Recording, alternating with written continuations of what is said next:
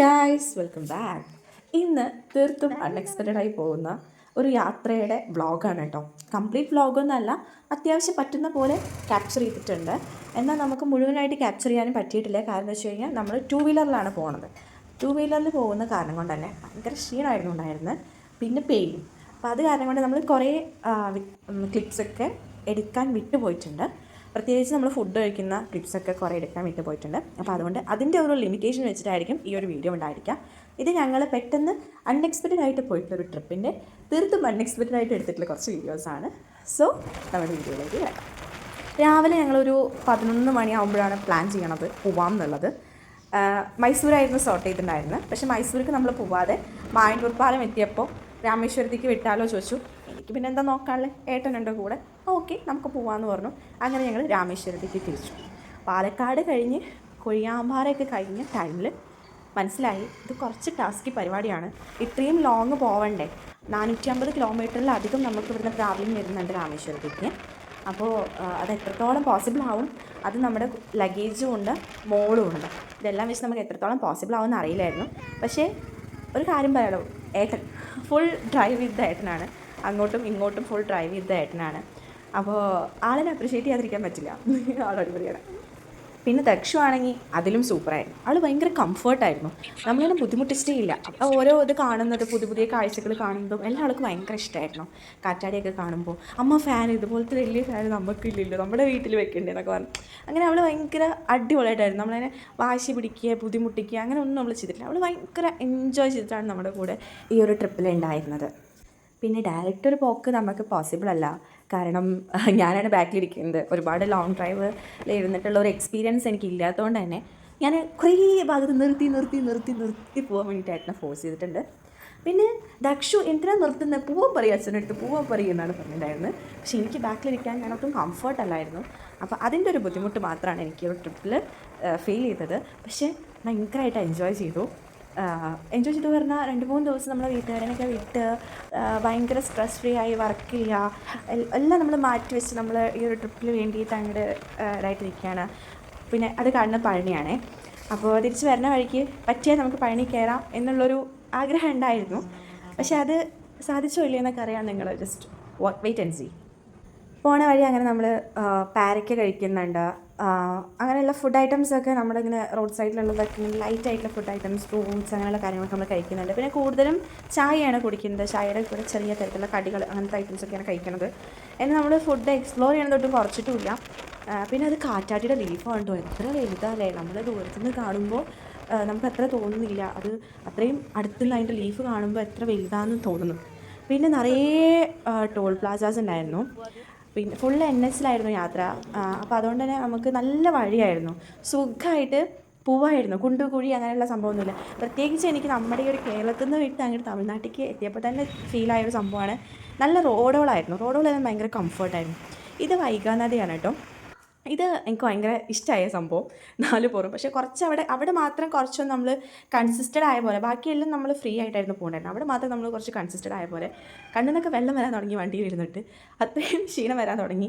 ഇനി അങ്ങോട്ട് എത്തണമല്ലോ, തിരിച്ചു പോകാനുള്ള ദൂരം കൂടുതലാവുന്ന കാരണം കൊണ്ട് അങ്ങോട്ട് എത്തണമല്ലോ എന്ന് വിചാരിച്ച് ഏട്ടനെ ഞാൻ മാക്സിമം ഡിമോട്ടിവേറ്റ് ചെയ്തിട്ടുണ്ട്. പോവാ എനിക്ക് വയ്യ, എനിക്ക് പറ്റില്ല പറഞ്ഞിട്ട് മാക്സിമം ഞാൻ ഡിമോട്ടിവേറ്റ് ചെയ്തിട്ടുണ്ട്.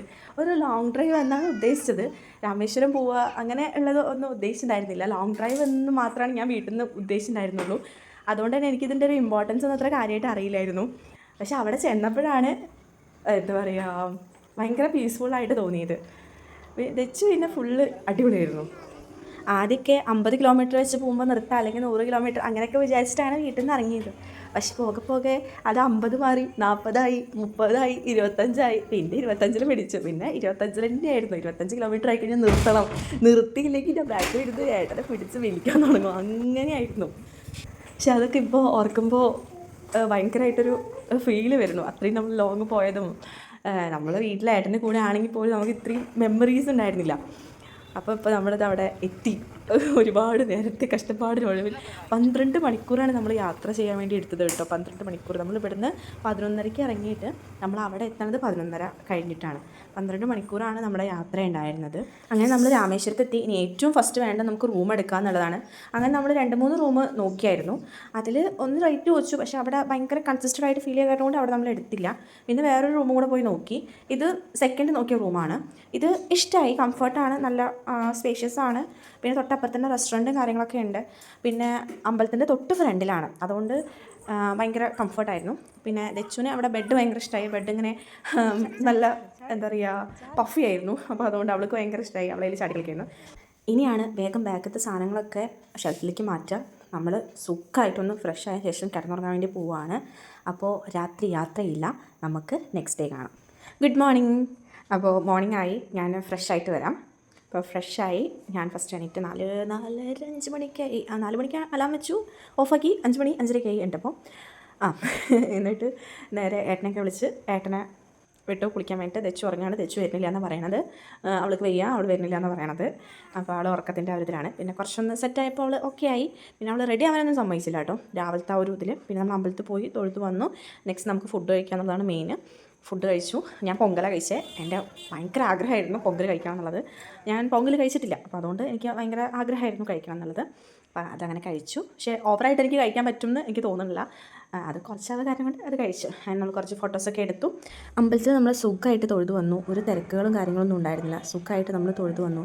ഫുൾ അതിൻ്റെ ഡിസൈനും കാര്യങ്ങളും നടപ്പന്തലും കാര്യങ്ങളൊക്കെ നോക്കി അത് ഒക്കെ ആസ്വദിച്ച് അതിൻ്റെ ഉള്ളിലത്തെ കുളങ്ങളും കിണറുകളും കാര്യങ്ങളും എല്ലാം നമ്മൾ നോക്കി.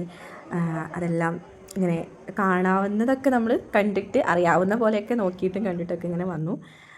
അത് നമ്മൾ കുളിക്കുക കാര്യങ്ങളൊന്നും ചെയ്തില്ല കേട്ടോ. നമ്മൾ അവിടെ നിന്ന് ബംഗാൾ ഉൾക്കടലിൽ നിന്നും അതുപോലെ തന്നെ അഗ്നിതീർത്ഥം അതുപോലെ ഉള്ളിൽ നിന്ന് കിണറുകൾ 22ഓളം കിണറുകളിൽ നിന്നും നമ്മൾ കുളിക്കൊന്നും ചെയ്തില്ല. നമ്മൾ ജസ്റ്റ് തൊഴുകാൻ മാത്രമാണ് പോയത്. അപ്പോൾ തൊഴുകും കാര്യങ്ങൾ മാത്രം ചെയ്തു. നെക്സ്റ്റ് ടൈം പോകുമ്പോൾ നമുക്ക് പറ്റുകയാണെങ്കിൽ കുളിക്കുകയും കാര്യങ്ങളൊക്കെ ഒന്ന് ചെയ്ത് ഒന്ന് സ്നാനം ചെയ്ത് ഫ്രഷായി ഭയങ്കര പീസ്ഫുള്ളോടെ കൂടെ വരാൻ നോക്കാം. നമ്മൾ അമ്പലത്തിൽ നിന്ന് നേരെ നമ്മൾ തിരിച്ച് വന്നിട്ടുണ്ട്. എല്ലാം ഭാഗവും അവിടെ ചുറ്റിക്കറങ്ങിയിട്ട് നമ്മൾ നേരെ പോകാൻ പോകുന്നത് ധനുഷ്കോടിയിലേക്കാണ്. എനിക്ക് കാര്യമായിട്ട് അമ്പലത്തെക്കുറിച്ചോ രാമേശ്വരത്തെക്കുറിച്ചോ ഒന്നും അധികം പറഞ്ഞുതരാൻ അറിയില്ല. എന്താ വെച്ചാൽ ഞാനൊട്ടും പ്രിപ്പയർഡ് അല്ലായിരുന്നു. ഞാനിതുവരെ യൂട്യൂബിലോ അല്ലെങ്കിൽ ഗൂഗിളിലോ പോലും സെർച്ച് ചെയ്തിട്ടില്ല രാമേശ്വരം എന്നുള്ളത്. അപ്പോൾ അതുകൊണ്ട് തന്നെ എനിക്ക് ഒട്ടും അറിയില്ലായിരുന്നു. പിന്നെ നമ്മൾ അമ്മമ്മ പറഞ്ഞതും ഏട്ടൻ പറഞ്ഞതൊക്കെ കേട്ടിട്ടുള്ള ഒരു അറിവ് മാത്രമേ ഉള്ളൂ. അങ്ങനെ നമ്മൾ ധനുഷ്കോടിയിലേക്ക് യാത്ര തിരിച്ച്. അപ്പോൾ ഒരു കല്ലിൻ്റെ അവിടെ നിന്ന് ഫോട്ടോ ഒക്കെ എടുക്കണം എന്നൊക്കെ പറഞ്ഞ് അങ്ങനെ എടുത്തു. കഴിഞ്ഞ ഏട്ടൻ പോയിട്ടുണ്ടായിരുന്നു 2018. അപ്പോൾ അങ്ങനെ ബുള്ളറ്റ് കൊണ്ടായിരുന്നു പോയിട്ടുണ്ടായിരുന്നു. അപ്പോൾ ബുള്ളറ്റ് വെച്ചിട്ടുള്ള ഫോട്ടോ ഒക്കെ ഉണ്ടായിരുന്നു. പക്ഷേ അത് കഴിഞ്ഞിട്ട് നമ്മൾ ഇപ്പോഴല്ലേ പോകുന്നത്. അപ്പോൾ ഞാനുണ്ട് കൂടെ, മോളുണ്ട് കൂടെ, ആ ഒരു ചേഞ്ച് ഉണ്ടല്ലോ. അങ്ങനെ നമ്മൾ ധനുഷ്കോടിയിലേക്ക് പോയിക്കൊണ്ടിരിക്കുകയാണ്. പക്ഷെ പറയാതിരിക്കാൻ വയ്യ, ധനുഷ്കോടിയിലേക്ക് ആ വഴി ഇങ്ങോട്ട് തിരിഞ്ഞതും മണൽക്കാറ്റ് വീശാൻ തുടങ്ങിയതാണ്. നല്ല മണൽക്കാറ്റായിരുന്നു ഉണ്ടായിരുന്നത്. മുഖത്തും മേത്തും കയ്യിലും കാലിനെയും ഒക്കെ വന്ന് അടിച്ചിട്ട് ഫുള്ള് മണൽക്കാറ്റിൻ്റെ എന്താ പറയുക, ഫുള്ള് മണൽക്കാറ്റിനെ ആയിരുന്നു ഉണ്ടായിരുന്നത്. പക്ഷേ എനിക്ക് പറ്റിയൊരു മിസ്റ്റേക്ക് എന്താണെന്ന് വെച്ചാൽ ഞാൻ ഡ്രസ്സ് ചേഞ്ച് ചെയ്തില്ല. ഞാൻ ആ ഒരു ഡ്രസ്സ് തന്നെയാണ് പോയത്. ഞാൻ ഇത്ര കാറ്റൊന്നും എക്സ്പെക്റ്റ് ചെയ്തിട്ടില്ല, ഇങ്ങനൊരു വ്യൂ ഞാൻ എക്സ്പെക്റ്റ് ചെയ്തിട്ടില്ല. അപ്പോൾ അതുകൊണ്ട് തന്നെ എനിക്ക് ഫ്ലോപ്പായി. നെക്സ്റ്റ് ടൈം ഞാൻ പ്രിപ്പയർഡ് ആയിട്ടിരിക്കും. മാത്രമല്ല നമ്മൾ മൈസൂർക്ക് പോകാമെന്ന് പറഞ്ഞിട്ടല്ലേ ബാഗ് പാക്ക് ചെയ്തത്. ഇവിടെ രാമേശ്വരം നമ്മൾ എക്സ്പെക്റ്റ് ചെയ്തിട്ടില്ല. അതുകൊണ്ട് തന്നെ ബീച്ച് വെയേഴ്സും കാര്യങ്ങളൊന്നും ഞാൻ എടുത്തിട്ടുണ്ടായിരുന്നില്ല. ഒന്നും വേണ്ട, ജീൻസും ടോപ്പ് തന്നെ എൻ്റെ അടുത്ത് ഒരെണ്ണോട്ടം ഉണ്ടായിരുന്നു. പക്ഷെ അതൊന്നും നമ്മൾ ഇട്ടില്ല. അമ്പലത്തിൽ നിന്ന് വന്ന ആ ഒരു മൈൻഡിൽ അങ്ങനെ വന്നതാണ്. പിന്നെ കുറേ ലേറ്റ് ആവും തോറും നല്ല വെയിലൊക്കെ വരില്ലേ, അപ്പോൾ അത് വിചാരിച്ച് വേഗം അങ്ങോട്ട് പോന്നു. അങ്ങനെ നമ്മൾ കുറച്ച് ഫോട്ടോസും കാര്യങ്ങളൊക്കെ എടുത്തു. അവിടെ ഇങ്ങനെ നോക്കി നിൽക്കാൻ തോന്നുന്നു, വേറെ ഒന്നും ചെയ്യാനില്ല. അതിലിങ്ങനെ നോക്കി നിൽക്കുക, അത് മാത്രം എനിക്ക് തോന്നിയിട്ടുണ്ടായിരുന്നു. എനിക്ക് വേറെ ഒന്നിനും തോന്നുന്നുണ്ടായിരുന്നില്ല. ഞാൻ പിന്നെ എനിക്കൊട്ടും സാറ്റിസ്ഫൈഡ് അല്ലാത്ത, ഞാൻ ഒട്ടും കംഫർട്ട് അല്ലായിരുന്നു. ഞാൻ എൻ്റെ ആ ഒരു ഡ്രസ്സിൽ ഞാൻ അവിടെ നിന്ന് ഫോട്ടോ എടുക്കോട്ട് കംഫർട്ട് ഇല്ലാത്ത കാരണം ഞാൻ പിന്നെ കുറച്ച് ഒന്ന് ബാക്കിലേക്കായി ഫോട്ടോ എടുക്കാനും കാര്യം. പിന്നെ എൻ്റെ മുടിയാണെങ്കിൽ നല്ല കൊമ്പ് നിൽക്കണ പോലെ നിൽക്കുന്നുണ്ടായിരുന്നു.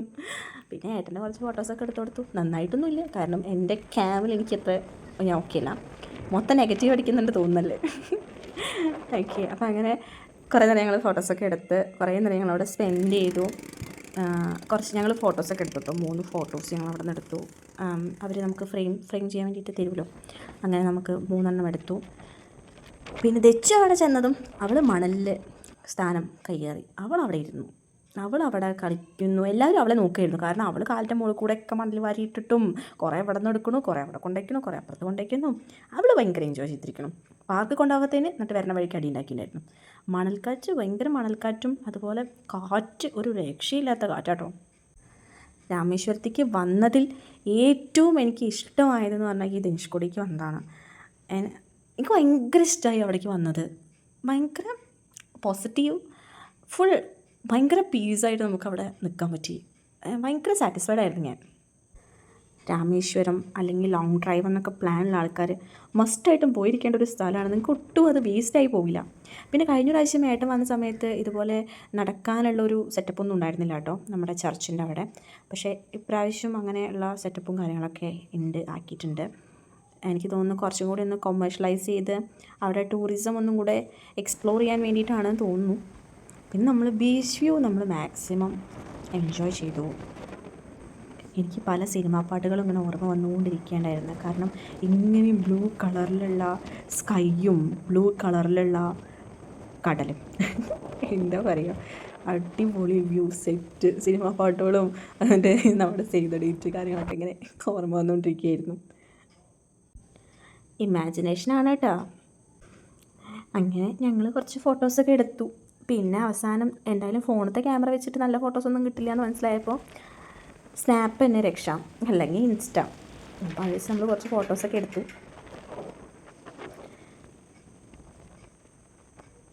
ഞങ്ങളങ്ങനെ ധനുഷ്കോടിയിലെ മിക്ക സ്ഥലങ്ങളും കണ്ടു. പക്ഷെ അവിടെ ഉള്ളൊരു പ്രശ്നം എന്താ വെച്ചാൽ അവിടെ ജി പേ ഒന്നും വർക്കാവില്ല. റേഞ്ച് കിട്ടാത്ത കാരണം കൊണ്ട് ജി പേ ഒന്നും വർക്കാവുണ്ടായിരുന്നില്ല. ഞങ്ങളാണെങ്കിൽ ക്യാഷ് കയ്യിലെടുത്തിട്ടുണ്ടായിരുന്നില്ല. അപ്പോൾ അതുകൊണ്ട് നമുക്ക് സാധനങ്ങൾ വാങ്ങിക്കുമ്പോഴൊക്കെ കുറച്ച് ബുദ്ധിമുട്ട് അനുഭവപ്പെട്ടു.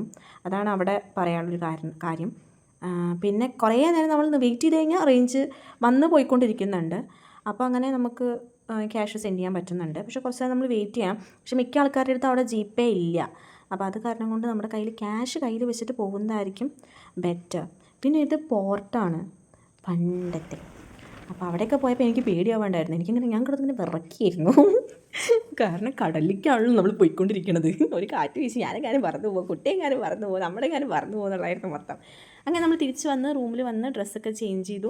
നേരെ നമ്മളൊന്നും കൂടെ ടെമ്പിളിൽ പോയി. എന്നിട്ട് നമ്മൾ പ്രസാദവും കാര്യങ്ങളൊക്കെ വാങ്ങിയിട്ട് നമ്മളിനി നേരെ തിരിക്കുകയാണ്. അതിൻ്റെ ഇടയിൽ നമ്മൾ ഫുഡ് കഴിച്ചായിരുന്നു കേട്ടോ. വന്ന് നമ്മൾ ഫുഡ് കഴിച്ചു. വെജ് ബിരിയാണി കഴിച്ചത്. ഒരു ബൗള് വാങ്ങിയുള്ളൂ. എന്നിട്ട് ഞങ്ങൾ രണ്ടുപേരും കൂടെ ഷെയർ ചെയ്ത് കഴിച്ചു. കാരണം നമ്മളിവിടുന്ന് ഒരുപാട് ഫുഡ് കഴിച്ച് നമുക്കത് ഇൻഫെക്ഷൻ ആവുമെന്നും പറയാൻ പറ്റില്ല. നമ്മൾ പുറത്തുനിന്ന് അങ്ങനെ ഫുഡ് കഴിക്കണ്ടല്ലേ. അപ്പോൾ അത് കാരണം കൊണ്ട് ഒരുപാടൊന്നും നമ്മൾ ഫുഡ് കഴിക്കാറില്ല. കുറച്ച് ഫുഡ് കഴിച്ചുള്ളൂ. പിന്നെ നമുക്ക് ചായ തന്നെ. നമ്മൾ പോകുന്ന വഴി ഇത് പാമ്പൻ പാലാണ്. അപ്പോൾ ഇതും ഭയങ്കര അടിപൊളിയായിട്ടുള്ളൊരു വ്യൂ തന്നെയായിരുന്നു. അവിടെ മൊത്തം നല്ല അടിപൊളി വ്യൂസായിരുന്നു കേട്ടോ. പിന്നെ ആൾക്കാരും നല്ല ആൾക്കാരായിരുന്നു.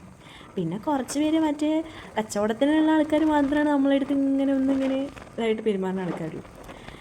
പിന്നെ അവരും ജീവിച്ച് പോകേണ്ടവരല്ലേ. പിന്നെ പാമ്പൻ പാലം ഇത് ഞാൻ ഫസ്റ്റ് എനിക്ക് നമ്മൾ ഈ PSC പഠിക്കുമ്പോൾ ഉള്ളൊരു അറിവ് മാത്രമേ ഉണ്ടായിരുന്നുള്ളൂ. പക്ഷേ ഇത് കണ്ടപ്പോൾ ഇത് വേറെ ലെവലാണ്. ഇത് കപ്പലൊക്കെ വരുമ്പോൾ പൊങ്ങൂടൂത്രേ കണ്ടില്ല. പക്ഷെ പിന്നെ യൂട്യൂബിലും ഗൂഗിളിലൊക്കെ അടിച്ച് നോക്കിയിട്ട് കണ്ടു കേട്ടോ.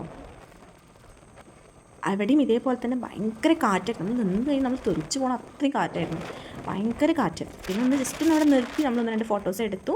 എന്നിട്ട് അങ്ങനെ നമ്മൾ വേഗം വണ്ടി കയറി. ഹെൽമെറ്റൊന്നും അയക്കാൻ പറ്റില്ല. ഹെൽമെറ്റ് കഴിച്ചാൽ ഹെൽമെറ്റോട് കൂടെ പറഞ്ഞു പോകുന്നുള്ള അവസ്ഥയായിരുന്നു. അങ്ങനെ ദജ്ജുവിനൊക്കെ എനിക്ക് പേടിയായിരുന്നു അവിടെ നിർത്താൻ വേണ്ടിയിട്ട്, അത്രയും കാറ്റായിരുന്നു.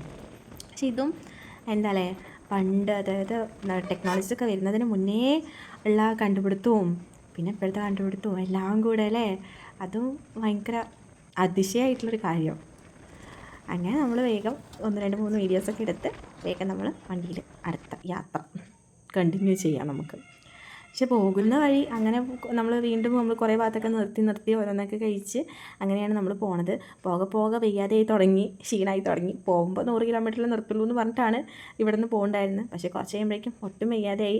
കാണുന്ന പെട്രോൾ പമ്പിലും കാണുന്ന സ്ഥലങ്ങളിലൊക്കെ കയറാൻ വേണ്ടി തുടങ്ങി. അങ്ങനെ നിർത്തി അവസാനം എന്നാൽ ശരി നമുക്ക് പഴനി പോയിട്ട് റൂം എടുക്കാൻ പറഞ്ഞ് നമ്മളങ്ങനെ പഴനിയിൽ ഭക്ഷണം നമ്മൾ കഴിച്ചിട്ടുണ്ടായിരുന്നു. അതുകൊണ്ട് തന്നെ പെട്ടെന്ന് കിട്ടിയ റൂം നമ്മൾ എമർജൻസി ആയിട്ട് എടുത്തിട്ട് അങ്ങനെ അവിടെ സ്റ്റേ ചെയ്യുകയാണ് ചെയ്തത്. വേറെ നമ്മളൊന്നും നോക്കിയില്ല. അപ്പോൾ ഗുഡ് നൈറ്റ്. അടുത്ത ദിവസമായി നമ്മൾ രാവിലെ ഒന്ന് ഫ്രഷായി പഴനി ടെമ്പിളിൻ്റെ 4 പുറമൊന്ന് നടന്നു. മുകളിലേക്ക് കയറാൻ നിന്നില്ല, കാരണം മുകളിലേക്ക് കയറൽ നടക്കില്ല. അങ്ങനെ 4 പുറം നടന്ന് പ്രസാദമൊക്കെ വാങ്ങിയിട്ട് നമ്മൾ പോന്നു. നമ്മളങ്ങനെ കേരളത്തിലെത്തി. ഇനി നേരെ വീട്ടിലേക്കാണ്. കുളിക്കുക, കഴിക്കുക, കിടന്നുറങ്ങുക, പിന്നെ ബാഗിൽ നിന്ന് സാധനങ്ങളൊക്കെ ഒന്നെടുത്ത് പുറത്ത് വെക്കണം, അല്ലെങ്കിൽ അതിലത്തെ പ്രസാദം എല്ലാം കൂടെ ഒന്ന് മിക്സ് ആവും. അപ്പോൾ ഇത്രയേ ഉള്ളൂ നമ്മുടെ രാമേശ്വരം യാത്ര. നിങ്ങൾക്ക് ഇഷ്ടമായെങ്കിൽ സബ്സ്ക്രൈബ് ചെയ്യുക, ലൈക്ക് ചെയ്യുക, ഷെയർ